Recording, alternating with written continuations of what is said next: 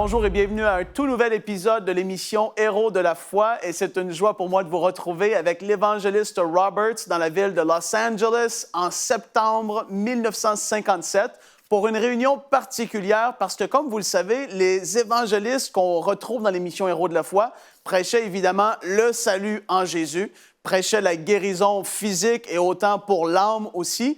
Mais il prêchait des messages qui tournaient sur la foi, la bonté de Dieu, et c'est normal parce qu'il rassemblait des foules énormes et il voulait que la foi des gens soit encouragée, fortifiée, afin de pouvoir prier pour eux et de voir des âmes venir au Seigneur. Mais pour cette émission, c'est un privilège qu'on a de pouvoir écouter le frère Roberts prêcher un message sur l'enlèvement de l'Église.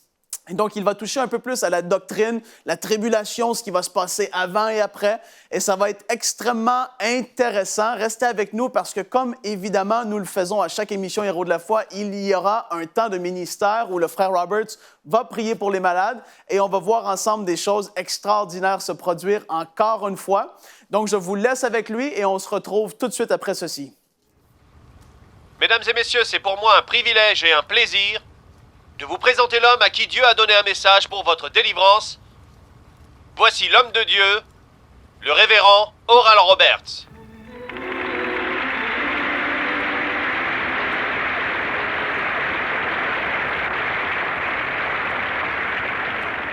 Je veux attirer votre attention sur 1 Thessaloniciens, chapitre 4. Commençons à lire au verset 16. « Car le Seigneur lui-même descendra du ciel avec un cri, à la voix d'un archange et au son de la trompette de Dieu. Et les morts en Christ ressusciteront premièrement. Ensuite, nous les vivants qui serons restés, nous serons tous enlevés avec eux sur des nuées, à la rencontre du Seigneur dans les airs. Et ainsi nous serons toujours avec le Seigneur. Consolez-vous donc les uns les autres par ces paroles. » De grands événements projettent des ombres. Et l'ombre est une chose plutôt menaçante. Il est vrai que la deuxième venue de Christ est menaçante dans sa signification en ce qui concerne le monde actuel. Mais c'est à 1 million de kilomètres d'être menaçant pour les enfants de Dieu, car c'est l'espoir de l'Église. C'est le désir même de nos cœurs. C'est ce qu'attend chaque vrai enfant de Dieu. La deuxième venue de Christ est fondée non sur des paroles mortelles ou sur des écrits mortels, ou sur des preuves terrestres. Elle est fondée sur la propre parole du Seigneur Jésus-Christ. Il y a beaucoup de confusion, de discussions à propos de la venue de Christ, même parmi les gens religieux aujourd'hui. Il y a des millions de personnes qui croient dans la deuxième venue de Christ. Il y a ceux qui n'ont pas vu cette grande vérité. Et ils n'ont pas ressenti le tressaillement de l'attente. Alors qu'à tout moment, pendant qu'ils sont sur terre, Christ peut descendre et littéralement les prendre dans ses mains et les emmener avec lui. Et le chrétien qui n'a pas cette expérience ou n'a pas cette connaissance manque quelque chose dans ce monde.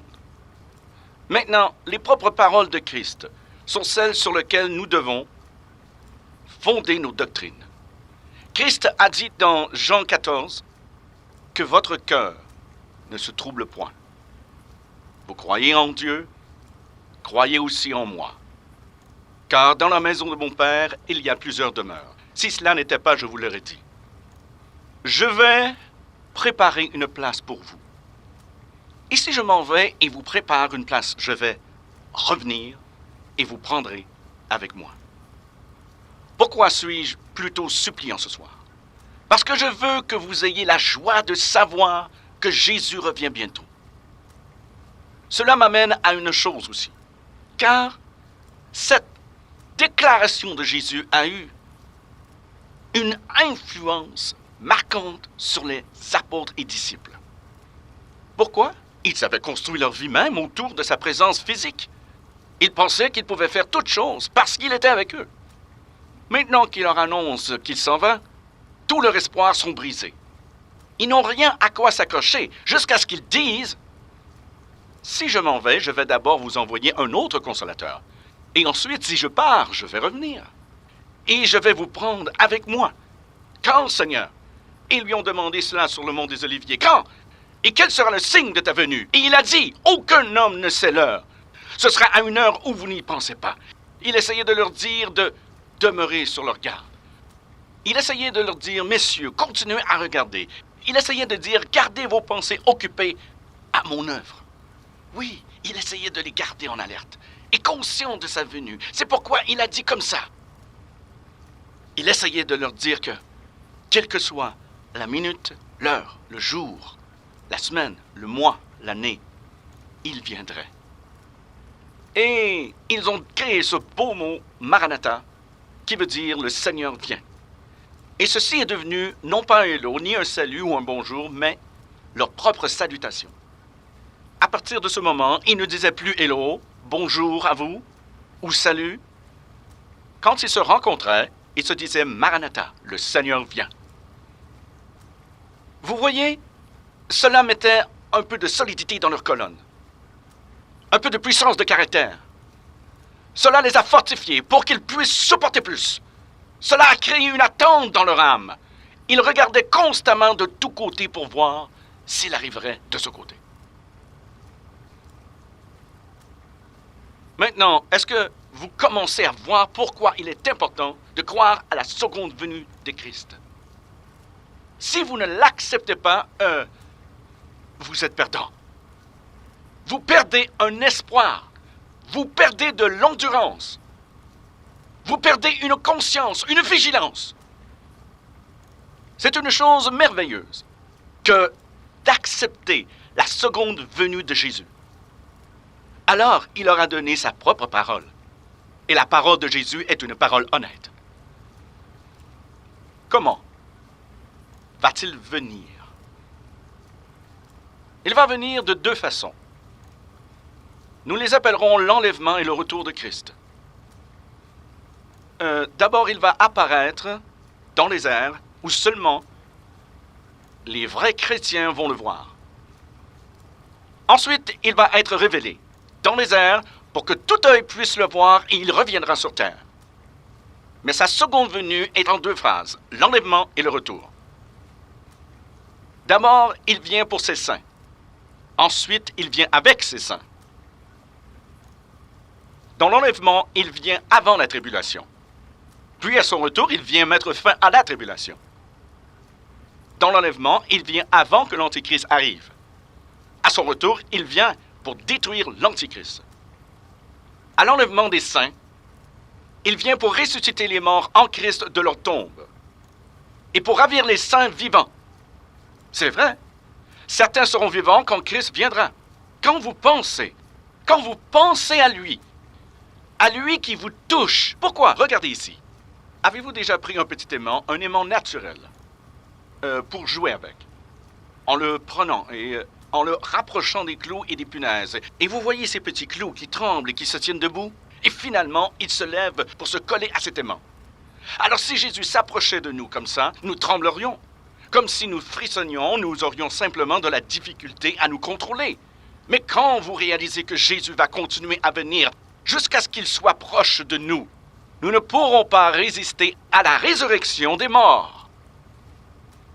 La seule différence entre ceci et la résurrection est qu'il va y avoir plus. Et ce sera si fort que nous ne pourrons résister et la gravité ne pourra pas résister. Car la gravité perdra sa puissance et nous sauterons sur les vents et sur les grandes ailes des aigles pour monter en flèche au ciel, pour rencontrer Jésus dans les airs. Ensuite, l'Antéchrist viendra avec la marque de la bête. L'eau se changera en sang. L'enfer sera ouvert et des scorpions viendront attaquer les hommes. Ils se mordront la langue de douleur. Ils fuiront dans les cavernes de la terre et crieront pour avoir un endroit où se cacher. Et ensuite, Jésus, après nous avoir enlevés, nous sommes devenus son épouse. Il reviendra et se révélera dans toute sa gloire avec ses anges puissants. Il descendra du ciel avec un grand cheval blanc. Nous serons sur des chevaux blancs avec lui. Les lieux seront assiégés pour faire la bataille de Armageddon. Car Christ descendra lentement. La terre le verra. Le monde pourra le regarder. Ils pleureront parce qu'ils l'ont crucifié et rejeté. Mais il descendra lentement, détruisant l'Antéchrist par l'éclat de sa gloire. En arrivant sur le mont des Oliviers, le même lieu marqué par les combats qu'il a quitté il y a 2000 ans, Et quand il touchera le mont des Oliviers cette fois, il se divisera en deux par un puissant tremblement de terre. Il passera au milieu, dans la vallée, entrant dans la nouvelle Jérusalem. Et nous le couronnerons roi des rois et seigneur des seigneurs. Vous pensez que ça rapporte d'être un chrétien? Êtes-vous sauvé? Connaissez-vous Jésus? Je veux témoigner ce soir comme je l'ai fait aujourd'hui, à plusieurs journalistes. J'atteste que Jésus-Christ est mon sauveur, qu'il a guéri mon corps, qu'il m'a retiré de l'argile boueuse et m'a donné de l'espoir. Et Jésus-Christ, ce soir, est le meilleur ami que vous puissiez avoir. Ouvrez-lui votre cœur et laissez-le entrer. Inclinez la tête, je vous prie. Quelle glorieuse espérance nous avons, le retour de Jésus. J'ai tellement aimé ce message et je veux vous le rappeler à chacun de vous, en fait. Parce que tellement de gens, on reçoit tellement de courriels ici à EMCI, tellement de gens qui ont besoin de guérison, de délivrance, qui vivent toutes sortes de problèmes. On sait et on le sait, c'est pas nouveau. Il y a toutes sortes de difficultés à travers la francophonie, à travers ce monde en général. Il y a tellement de choses qui sont difficiles, qui sont là, mais soyons de ceux qui vont être comme les disciples de Jésus à l'époque, de l'Église primitive. Ils avaient leurs yeux fixés sur cette glorieuse et bienheureuse espérance. Et on va lire ensemble, j'ai 2 passages que j'aimerais pouvoir vous partager aujourd'hui qui vont fortifier votre foi et vous rappeler de ce qui nous attend. Le premier se trouve dans Tite, chapitre 2 et au verset 13. La parole nous dit que nous, en tant que croyants, en attendant la bienheureuse espérance et la manifestation de la gloire du grand Dieu et de notre Sauveur Jésus-Christ qui s'est donné lui-même pour nous. Ici, ça nous dit et ça nous parle que le jour où on va voir Jésus-Christ, le jour où il va revenir, ils le voyaient et ils écrivaient par rapport à ce jour comme étant une bienheureuse espérance. Ils espéraient après ce jour. Et dans Philippiens 3:20, la parole nous dit, « Mais notre cité à nous, à vous, à moi, notre cité à nous est dans les cieux, d'où nous attendons aussi comme sauveur le Seigneur Jésus-Christ. » Ils ont dit que leur cité était dans les cieux, d'où ils attendaient le Sauveur, c'est-à-dire ils s'attendaient à ce qu'il revienne. Ils étaient dans l'expectative. Ils vivaient d'une façon dans laquelle ils étaient certains que d'un jour à l'autre, Jésus pouvait revenir et ils devaient être prêts, être fidèles à la foi. Ils devaient persévérer jusqu'au bout. Et rappelez-vous qu'à l'époque, ils étaient persécutés. Ils vivaient des choses épouvantables, des tortures, des persécutions terribles. Mais pour eux, ils avaient la pensée de l'éternité. Ils se disaient un jour, très bientôt, Jésus va revenir. Et nous, aujourd'hui, nous le savons, le Saint-Esprit a apporté une révélation extraordinaire par rapport à la parole de Dieu. On voit dans toutes sortes de livres de la parole des événements prophétiques qui devaient arriver et on a vu ces événements arriver et on le sait, qu'on fait partie de cette dernière génération et nous devons être prêts encore plus qu'eux, ils devaient l'être. Nous devons avoir les yeux fixés et être comme eux dans l'attente, dans l'expectative que tôt ou tard, bientôt, très bientôt, d'un jour à l'autre, d'une année à l'autre, Jésus peut revenir et je veux être prêt, c'est-à-dire je veux persévérer dans la foi, je m'accroche à lui, je veux être de plus en plus près de lui, je veux qu'il me transforme davantage, je veux vivre la sanctification de plus en plus, je veux tout faire pour plaire à mon Sauveur. Et tôt ou tard, peu importe ce que vous vivez, frères et sœurs, si vous êtes dans votre maison, vous vivez une difficulté dans votre famille, dans votre corps physique, à tous les niveaux, peu importe c'est quoi, avec vos enfants, sachez-le que tôt ou tard, c'est nous qui allons rire. Je le dis comme ça parce qu'on sait ce qui est devant nous. La Bible dit que si on persévère dans la foi, il va y avoir une couronne de justice qui nous est réservée. On sait où est-ce qu'on s'en va, que ce soit par la mort ou par le retour de Jésus. On sait que nous, c'est le ciel qui nous attend pour l'éternité avec le roi des rois, le Seigneur des seigneurs, et c'est glorieux et merveilleux.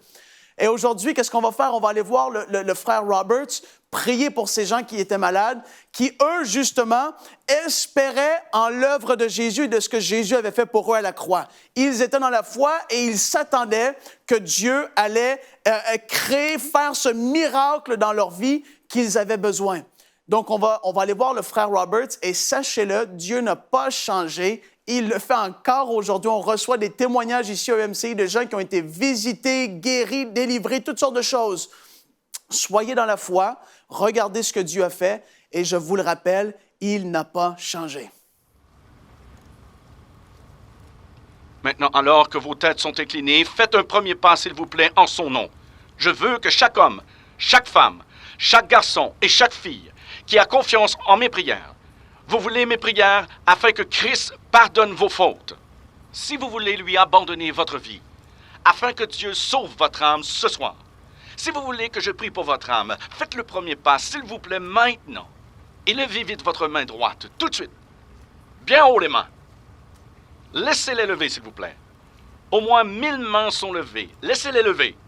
Si vous êtes sincère ce soir, si c'est sérieux, si vous voulez vous abandonner à Christ et vous demander mes prières, je veux que vous leviez et veniez vers moi, à l'estrade, pour que je prie pour vous. Venez, maintenant.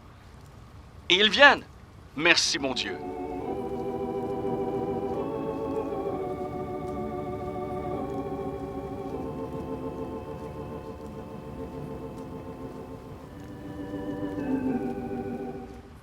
Personne ne prend plus plaisir à prier pour les malades que moi.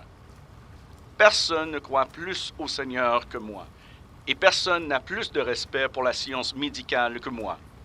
Car je sais qu'une personne très malade n'a pas seulement besoin de docteur, mais elle a besoin de quelqu'un pour prier.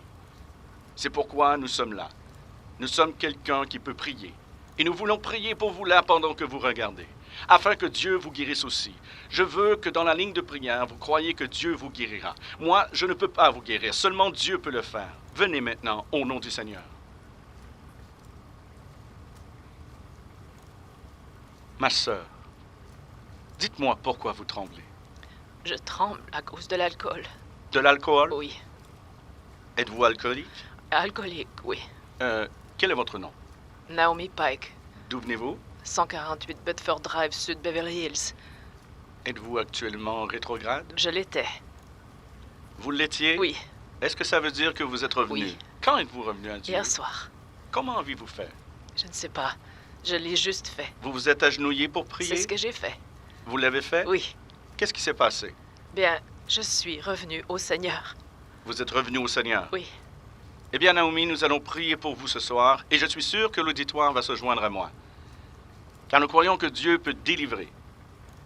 Il peut enlever cet appétit en vous et le désir dans votre cœur. Jésus de Nazareth, Fils du Dieu vivant, délivre cette femme.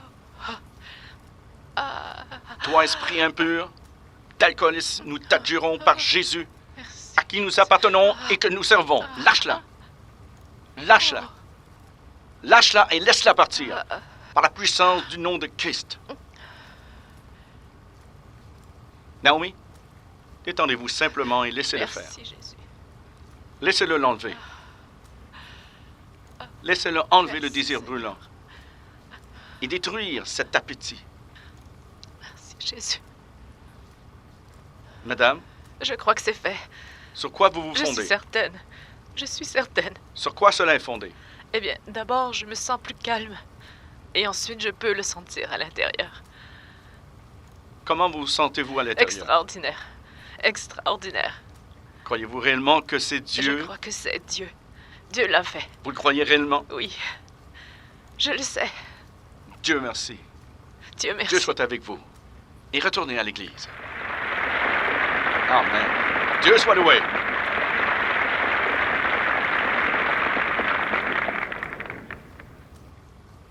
Bien, je crois que nous avons des gens de l'Alaska. Est-ce vrai, monsieur? Oui, monsieur. Êtes-vous indien? Oui, monsieur. Pur indien. Quelle est votre tribu? Très bon. Et où vivez-vous? Kirisnu je veux dire Angun en Alaska. Êtes-vous venu à la croisade de Los Angeles pour la prière? Oui. Êtes-vous venu pour ça? Dans ce but? Oui, je suis venu dans ce but parce que il y a des problèmes avec mon épouse. Je l'ai emmenée chez le docteur pour ses genoux. Je l'ai emmenée à Juneau en Alaska et ensuite je l'ai emmenée à Sitka en Alaska. Alors pendant ce temps, j'ai eu les cassettes. J'ai un gros magnétophone. Et j'achète des cassettes de Oral Roberts. Et c'est à propos de Jésus. Avez-vous acheté ces cassettes pour renforcer votre foi? Oui, je lis la Bible et très souvent, je ne comprends pas ce que je lis. Mais depuis que j'ai les cassettes, je commence à avancer et à comprendre un peu plus Jésus. Est-ce Madame Zuboff? Oui, Et elle a cette horrible arthrite. Les médecins l'ont abandonnée. En passant, est-ce que vous êtes membre d'une église? oui, orthodoxe grec, c'est la seule église que nous avons à Angoun. Maintenant, Madame Zuboff, comment est votre foi? Avez-vous la foi que le Seigneur peut agir? Oui. Oh, je suis si content. Je vais prier pour vous d'abord. Monsieur Zuboff a de l'arthrite dans sa hanche. Et vous en avez. Dans la jambe droite, et les docteurs vous ont abandonné et vous avez fait ce grand voyage de milliers de kilomètres. Auditoire, ayez compassion. Ô Christ, Fils du Dieu vivant, nous prions pour un miracle de guérison. Guéris ton enfant. Guéris la jambe et la hanche de ton enfant. Ô Dieu, nous te le demandons et nous croyons que nous le recevons. Madame Zuboff, pourriez-vous lever et baisser vos jambes? Vos jambes de bas en haut. Vous êtes venu de si loin pour obtenir votre guérison. Maintenant, l'autre, s'il vous plaît. Levez l'autre jambe.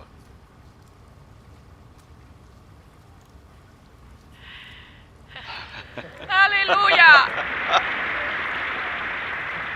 Loué soit Dieu! Merci Jésus! Je suis guérie ce soir! Madame Zuboff, comment pouvez-vous dire que Dieu vous a guéri? Et je le sens! Oh, c'est si merveilleux de prier pour des Indiens de toute façon. Et particulièrement pour ceux qui viennent de si loin. Voulez-vous marcher et voir que vous pouvez utiliser votre corps? Oh, elle peut, elle peut. Monsieur Zuboff, que Dieu vous accompagne. Que je puisse vous voir alors que vous levez vos jambes aussi. Dieu soit loué.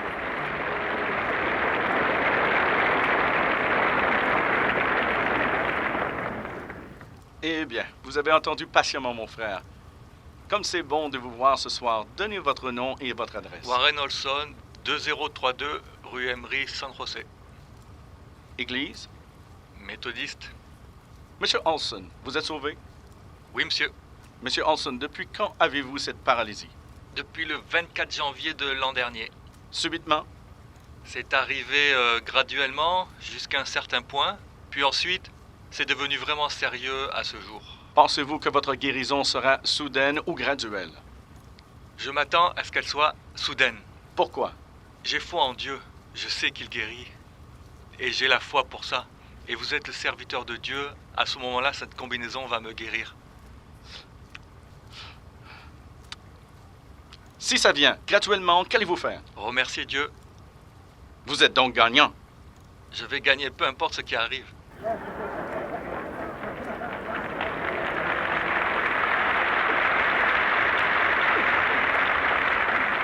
Monsieur Olson, votre pied droit est paralysé.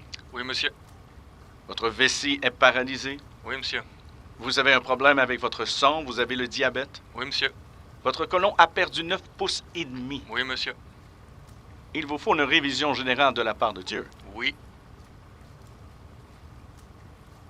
Quand je vais vous toucher avec ma main, qu'allez-vous faire? Relâchez ma foi et croire en Dieu. Jésus!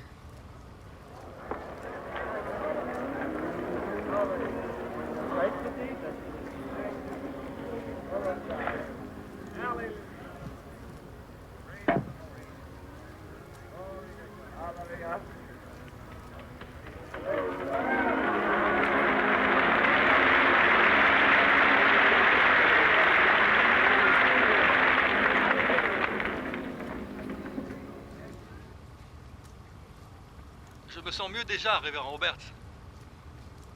Que dites-vous? Je me sens mieux déjà. Mais vous vous y attendiez.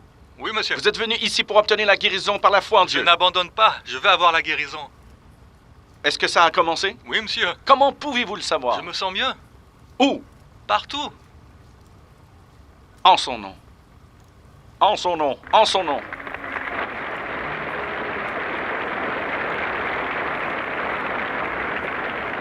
Votre pas est plus assuré, monsieur. Et que vous puissiez marcher jusqu'à une parfaite délivrance au nom de Jésus. Nous voilà déjà arrivés à la fin d'un autre épisode de Héros de la foi. Mais avant la fin de cette émission, je veux lancer l'invitation à qui que ce soit qui regarde cette émission. Si vous n'êtes pas certain que si vous mourrez, c'est le ciel qui vous attend, que si vous n'êtes pas certain que si Jésus revient, vous allez être enlevé avec lui dans les cieux pour vivre des choses extraordinaires, une éternité avec lui. Si vous n'avez pas cette certitude, je veux vous lancer l'invitation aujourd'hui même. Faites de Jésus le Seigneur et le Sauveur de votre vie. Faites juste lui dire, Seigneur Jésus, je m'abandonne à toi. Je te demande pardon pour tous mes péchés. Je viens à toi d'un cœur sincère et je crois que tu es le Fils de Dieu, que tu es allé sur cette croix mourir pour moi, à ma place, et que tu as porté sur toi tous mes péchés, et que la condamnation et que le jugement que je méritais, tu l'as porté pour moi. Et je te remercie de ce que tu as fait cela pour moi personnellement. Et je te reçois aujourd'hui comme Sauveur et Seigneur. Et Dieu, je te remercie de ce que tu as fait pour moi au travers de ton Fils Jésus. Amen, amen, amen. Et ça, c'est tout simplement ça qu'on a à faire, c'est de lui demander pardon. Envoyez-nous votre témoignage. Si vous avez pris cette décision aujourd'hui pour la première fois, envoyez-nous un témoignage à l'adresse qui s'affiche au bas de l'écran. Je veux le savoir, je veux me réjouir avec vous parce que c'est, notez cette date, c'est le jour, c'est le commencement d'une vie nouvelle avec Dieu. C'est tellement excitant et extraordinaire. Tout ce que ça demande, c'est de la foi en Jésus et un cœur sincère. Donc, on se dit à une prochaine fois pour une nouvelle émission de Héros de la foi. Et rappelez-vous que Dieu, ah oui, il veut faire de vous un héros de la foi.